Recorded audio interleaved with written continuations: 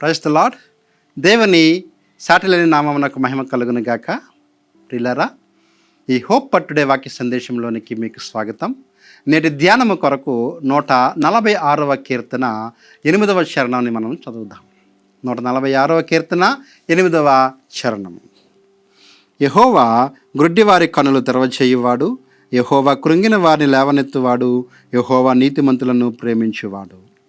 ఈ చరణంలో రెండవ భాగము, యెహోవా కృంగిన వారిని లేవనెత్తువాడు. ఈ మాటను మనం ఆలోచన చేస్తే కృంగుదల అనేది 3 విధాలుగా మనకి కనిపిస్తూ ఉంది. మనం ఎదుర్కొంటున్న ప్రతికూల పరిస్థితులను బట్టి మనము శారీరకంగా కృంగిపోతాం, బలహీనం అవుతాం. అలాగే మానసిక కృంగుదల అనేది మనకు వస్తూ ఉంటుంది. మూడవదిగా ఆత్మీయ కృంగుదల కూడా మనము చూస్తూ ఉంటాం. అయితే మన కృంగుదల ఏనైనప్పటికీ కూడా వాక్యం సెలవిస్తూ ఉంది, యెహోవా కృంగిన వారిని లేవనెత్తువాడు.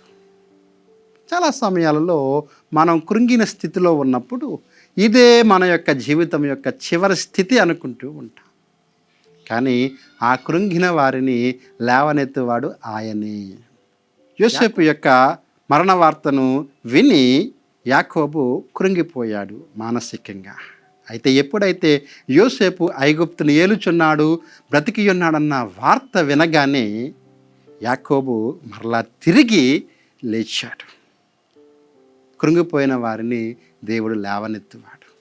మానవ కృంగుదలకు పరిష్కారము దేవుని కృప మాత్రమే.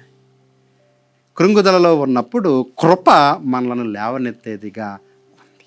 ప్రియులారా, మీరు శారీరకంగా కానీ మానసికంగా కానీ ఆత్మీయంగా కృంగిన స్థితిలో ఉన్నారా? ఇదిగో దేవుని కృప మీ వద్దకు వస్తూ ఉంది. ఆ కృప మిమ్మలను మీరున్న స్థితిలో నుంచి లేవనెత్తును. అట్టి కృప దేవుడు మీకు ఇచ్చునుగాక. ఆమేన్. ప్రార్థిద్దాం. ప్రేమగల ప్రభువా, కృపగల తండ్రి, కృంగిన వారిని లేవనెత్తువాడవు నీవే. మానవ కృంగిదలకు నీ కృపే పరిష్కారము కదా ప్రభువా. మా ప్రియులు మీ చేతులకు అప్పగిస్తుండగా వారు కృంగిన స్థితిలో నుండి మీరు వారిని లేవనెత్తి మీ కృప వారికి అనుగ్రహిస్తారని నమ్మచ్చు.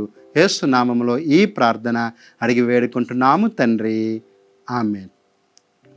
God bless you friends. దేవుడు మిమ్మల్ని లేవనెత్తును గాక.